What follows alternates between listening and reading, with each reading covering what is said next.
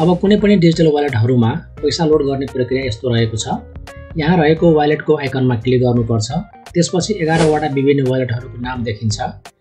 तपाईले कुन वालेटमा पैसा लोड गर्न खोज्नु भएको हो सो कुरा यकिन गर्नुपर्छ। अहिलेको लागि म खल्ती वालेटलाई छनौट गर्दै छु। अकाउन्ट नम्बरको बक्समा ट्याप गरेर तपाईले कुन बैंक खाता मार्फत पैसा लोड गर्न चाहनुहुन्छ त्यस बैंकमा ट्याप गर्नुपर्छ। ट्रान्जेक्सन अमाउन्टको बक्समा तपाईले कति रकम लोड गर्न चाहनुहुन्छ त्यो यसरी लेख्नुपर्छ। अब वालेट युजर आइडी को बक्समा तपाईले रजिस्टर्ड खल्ती युजर आइडी लेख्नुपर्छ। रिमार्क्सको बक्समा यस ट्रान्जेक्सन सम्बन्धी जानकारी लेखेर पे को बटनमा क्लिक गर्दा ट्रान्जेक्सन कन्फर्मेसनको पेज खुल्नेछ। यहाँ देखिरहेको विवरणहरूलाई रुजु गरेर पे बटनमा क्लिक गर्नुपर्छ। त्यसपछि कन्फर्मेसनको पेज खुल्नेछ। यहाँ 6 डिजिट ट्रान्जेक्सन पासवर्ड राखेर कन्टिन्यूको बटनमा क्लिक गर्दा तपाईले ट्रान्जेक्सन सक्सेसको जानकारी प्राप्त हुनेछ। स्टेप 3 नेपाल पे मार्फत खल्ती वालेट लोड गर्ने तरिका। यसको लागि यहाँबाट नेपाल पे इन्स्ट्यान्टको आइकनमा क्लिक गर्नुपर्छ। उपलब्ध विकल्पहरूमध्ये तेस्रो विकल्प wallet send money to wallet अकाउन्टलाई छनौट गर्नुपर्छ।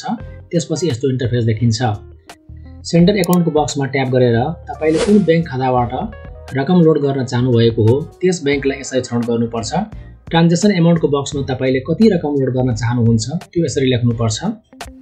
सेलेक्ट पीएसपी वालेटको बक्समा ट्याप गरेर यहाँ उपलब्ध 12 वटा वालेटहरुमध्ये कुन वालेटमा पैसा लोड गर्ने हो त्यस वालेटलाई यसरी छनौट गर्नुपर्छ। अहिलेको लागि खल्ती वालेटलाई छनौट गर्दैछु।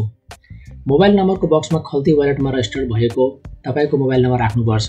ट्रान्जेक्सन डिटेल्सको बक्समा आवश्यक जानकारी लेखेर पे को बटनमा ट्याप गर्दा ट्रान्जेक्सन कन्फर्मेसनको पेज देखिन्छ। अब यस विवरणलाई यकिन गरेर पे को बटनमा ट्याप गर्दा कन्फर्मेसनको पेज खुल्नेछ। यहाँ 6 डिजिट ट्रान्जेक्सन पासवर्ड राखेर कन्टिन्यूको बटनमा क्लिक गर्दा तपाईले ट्रान्जेक्सन सक्सेसको जानकारी प्राप्त हुनेछ।